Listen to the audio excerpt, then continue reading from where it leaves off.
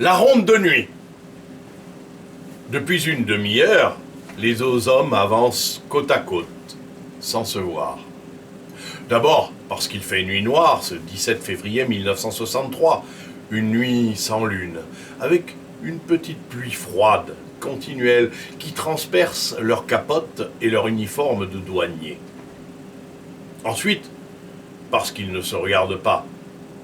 Depuis qu'ils sont partis pour cette patrouille dans le bois de Murnau, entre le village de Pfander et le lac Constance à la frontière austro-allemande, ils n'ont pas échangé la moindre parole. Hans Ehrlich, 25 ans, n'en est pas à sa première patrouille. Ce genre de reconnaissance le long du lac de Constance, chemin de prédilection des contrebandiers, et il en fait plusieurs fois par an. À côté de lui, il entend le pas régulier de son compagnon et le halètement du chien qui tient en laisse.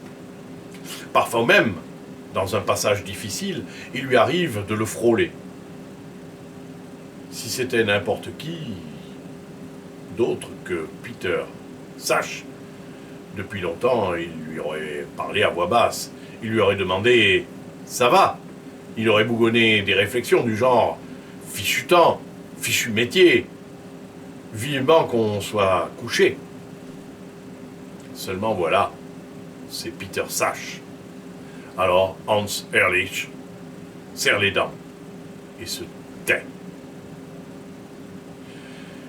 C'est la première fois qu'ils sont en patrouille de nuit ensemble. Jusque-là, leur chef avait soigneusement évité de les envoyer tous les deux. Mais ce coup-ci, ça n'a pas été possible. Les effectifs de la douane autrichienne étaient depuis quelque temps décimés par la grippe. Pas par le corona, hein. Ils étaient les seuls disponibles. Avant de partir, le brigadier leur a expliqué brièvement leur mission. Vous traversez le bois de Murnau jusqu'au lac de Constance. Là, vous vous séparez. Hans à droite, Peter à gauche. Vous suivrez la rive pendant 10 minutes et vous reviendrez. Et il a ajouté d'un ton sans réplique. Pas de blague entre vous, hein? Vous êtes des douaniers, c'est-à-dire des soldats. Car le brigadier, bien sûr, comme tout le monde au village de Pfander, et même dans la région, était au courant de la rivalité des deux hommes. Une histoire compliquée qui évoquerait plutôt de la vendetta corse ou sicilienne, mais qui a pour cadre cette partie montagneuse et brumeuse du nord de l'Autriche. Leur grand-père était déjà brouillé, leurs parents plus encore, et Hans et Peter, en se retrouvant sur les bancs de l'école, ont repris à leur compte la vieille querelle familiale. Ils ont passé toute leur enfance à se battre. Il y avait la bande de Peter et la bande de Hans.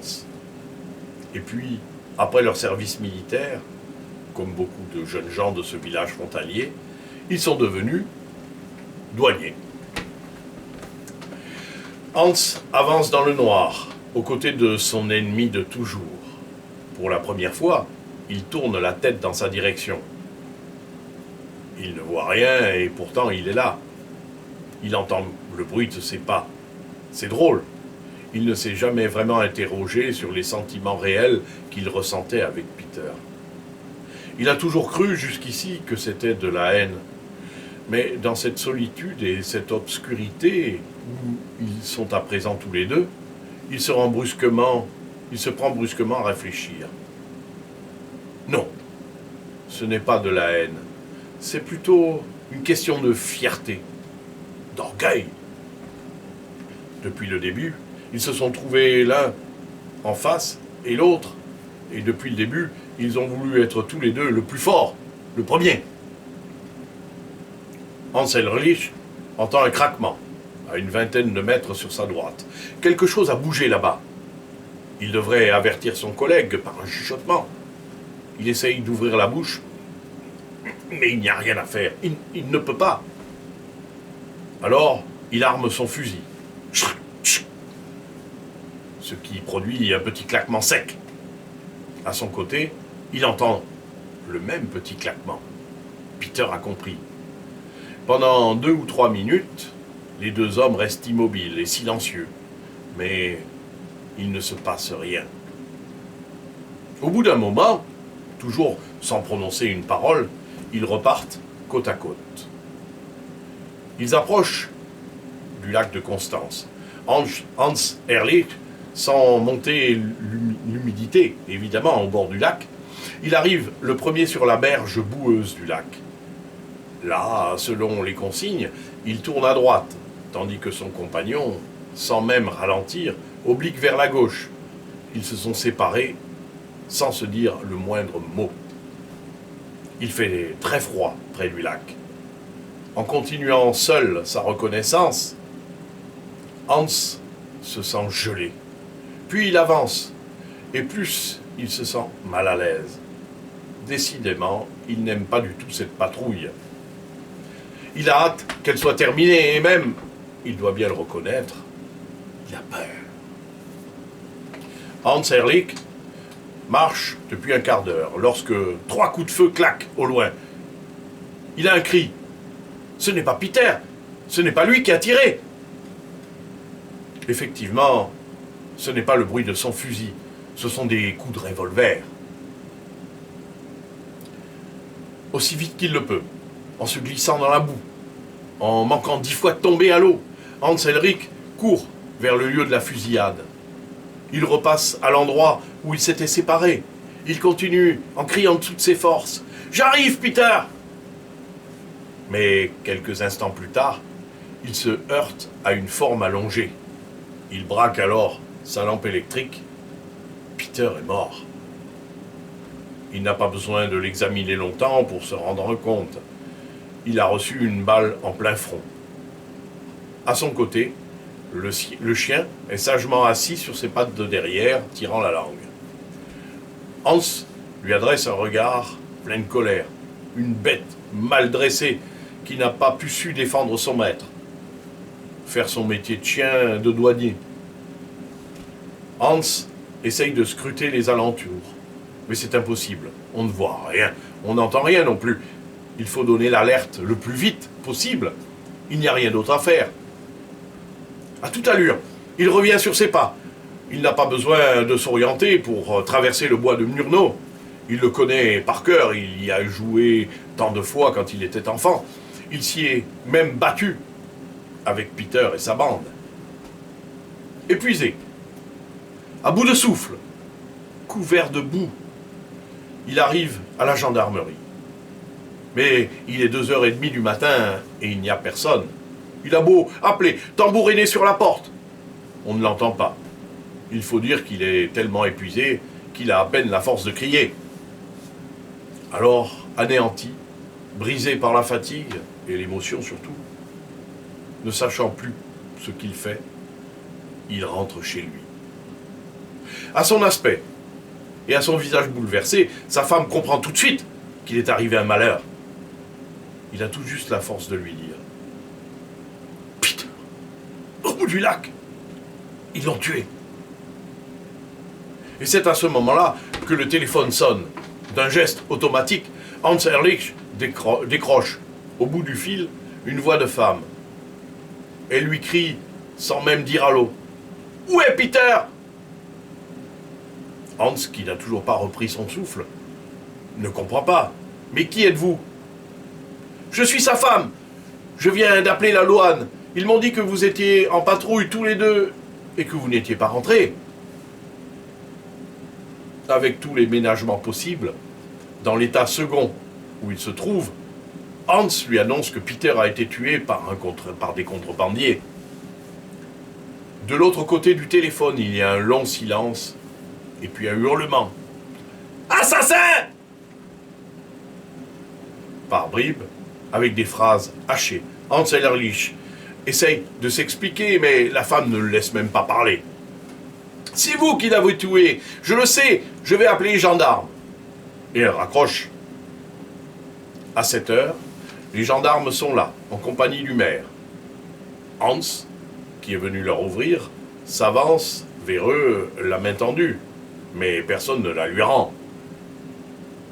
L'officier de gendarmerie fait un pas vers lui. Hans et lui se connaissent bien. Ils étaient camarades de classe et ils faisaient même partie de sa bande. Hans Ehrlich, veuillez me remettre votre arme et me suivre. Dans l'esprit de Hans, tout se met à tourner. Werner Sheffield, son vieux copain de classe. Werner qui lui dit « vous » et qui lui parle sur ce ton solennel. Ce n'est pas possible. Tu ne crois tout de même pas que... Mais l'autre le dévisage d'un regard dur, avec une expression de dégoût.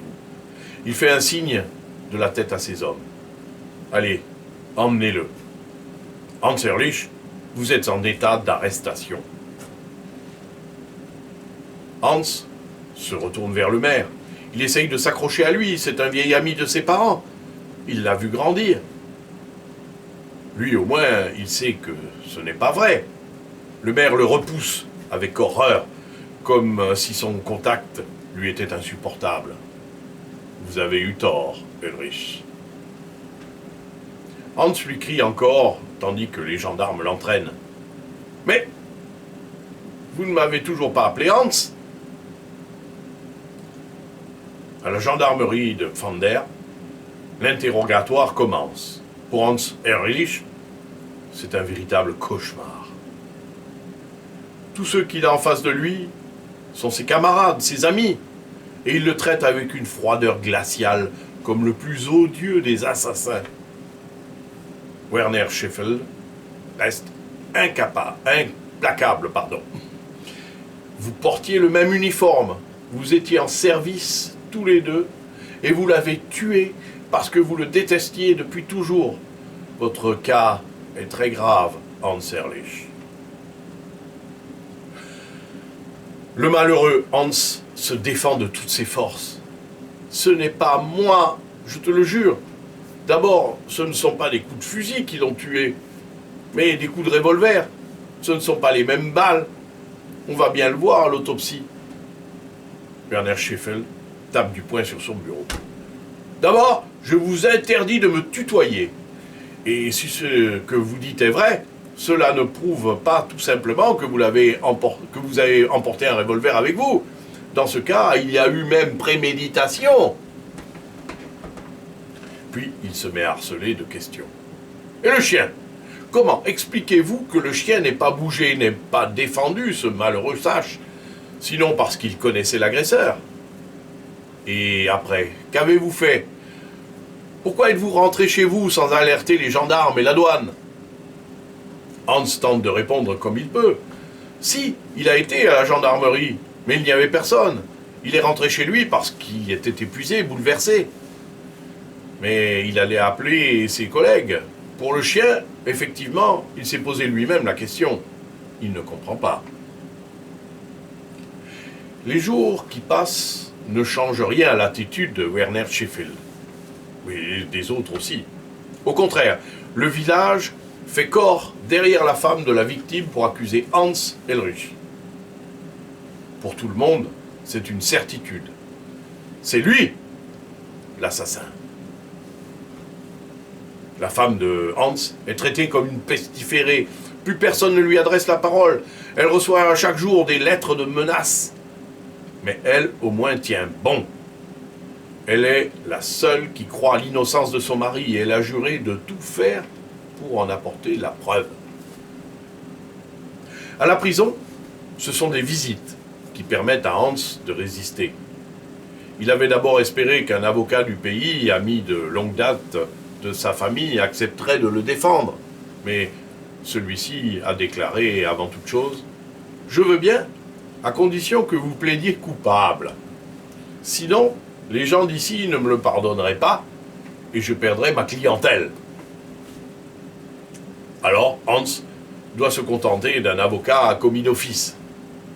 C'est lui qui a la lourde charge de le défendre à son procès, qui s'ouvre fin janvier 1964, devant un village entier coalisé contre lui. Tous ces gens parlent sans haine, presque sans passion. Pour eux, Ehrlich est l'assassin parce que c'est évident, et puis c'est tout. Aux cris, aux larmes de l'accusé, l'avocat général répond en le traitant de comédien et de menteur. Dans ces conditions, André Ehrlich n'a aucune chance et le 31 janvier 1964, après une courte délibération du jury, il est condamné à 20 ans de réclusion. Et sans sursis. En prison, il continue à clamer son innocence. Il prend à témoin ses co-détenus. Il leur raconte son histoire pendant la promenade au réfectoire. Mais il ne fait qu'exaspérer tout le monde. Dans le fond, qu'il soit innocent ou coupable, il s'en moque. Bien plus, si c'était vrai, tant mieux. Ce serait bien fait. Beaucoup ne lui pardonnent pas d'être un ancien douanier. Dans cette région frontalière, bon nombre de prisonniers ont été condamnés pour contrebande. À partir de ce moment, la détention de Hans Ehrlich devient un véritable calvaire. Il est la risée de tous. On lui lance « Hé, l'innocent! Ça va, l'innocent ?» Comme naguère, le village, la prison s'est liguée contre lui. Et les gardiens, qu'il dérange presque toutes les nuits par ses cris, ne sont pas mieux disposés envers lui. Au bout de 6 mois, il est définitivement brisé. Sa femme, qui vient le voir à chaque visite autorisée, est bouleversée. Il a l'air d'avoir vieilli de 10 ans. Quand elle essaye de lui parler à mots couverts de ses efforts pour obtenir la révision du procès, des démarches qu'entreprend son avocat, il ne l'écoute même plus. 1 an s'écoule ainsi. Mais 18 mois après la condamnation de son mari, le 24 juillet 1965, Madame Ehrlich pénètre en trompe dans la gendarmerie de Pfander. Elle a un air triomphant. Elle brandit un morceau de papier qu'elle met sous le nez de Werner Scheffel. « Tenez, regardez et lisez. C'est une lettre anonyme qui dit que mon mari est innocent et qui donne le nom du vrai coupable, Hermann Vogler. Alors, vous reconnaissez maintenant que vous êtes trompé et que c'était lui qui disait vrai. » L'officier de gendarmerie considère le feuillet avec mépris et lui lance un regard froid. Tout ce que je vois, c'est une lettre anonyme et ce n'est pas ce genre de témoignage qui peut intéresser la police, surtout 1 an et demi après. Madame Ehrlich pâlit. Elle avait cru gagner. Elle avait cru que la fin de son cauchemar était arrivée. Elle se rend compte que tout reste à faire. Mais cet Hermann Vogler existe sûrement. Il faut savoir qui il est. Werner Scheffel émet un ricanement. Comme si vous ne le saviez pas. Parce que vous le connaissez. Bien sûr, c'est un ancien contrebandier allemand qui doit vivre maintenant de l'autre côté du lac. Bon, maintenant, nous avons assez perdu de temps comme ça. Tout ce que je peux faire, c'est de ne pas vous arrêter pour faux témoignage. Car cette lettre, vous l'avez faite vous-même. Mais ne reconnaissez pas, hein? Sinon, je ne serai pas si indulgent. Madame Ehrlich ne renonce pas. Bien au contraire. Elle est plus que jamais décidée à se battre. Elle va trouver l'avocat. Maintenant, on sait qui est le coupable. On sait même où le trouver. Elle le supplie de tout faire pour obtenir ses aveux, d'employer la persuasion, la menace. Et l'avocat accepte. Il n'a aucun mal à découvrir que l'homme habite à Lindau, sur la rive allemande, de l'autre côté du lac de Constance. Et quelques jours plus tard, c'est lui qui se présente à la gendarmerie de Pfander. Mais cette fois, ce n'est pas une simple lettre anonyme qu'il tient à la main. Ce sont les aveux écrits et signés de Hermann Vogler, l'assassin de Peter Sachs. Dans sa lettre, il raconte comment il a commis le meurtre, la nuit du 17 février 1963. Ce soir-là, il débarquait sur la rive autrichienne avec un chargement de tabac. Il s'est trouvé nez à nez avec le douanier, il s'est affolé et il a tiré. Le chien, sans doute mal dressé, n'a même pas bronché. Vogler explique ensuite tout ce qu'il a ressenti à l'arrestation de Hans Ehrlich et sa condamnation. Il était tiraillé entre son remords et la hantise de la prison. Pendant 1 an et demi, cette dernière a été la plus forte, et puis, brusquement, c'est devenu le remords. Il ne pouvait plus vivre ainsi. Mais il a voulu se laisser une dernière chance. C'est pourquoi il a imaginé cette lettre anonyme. Si la police n'y croyait pas, tant pis pour Ehrlich. Si elle y croyait, tant pis pour lui.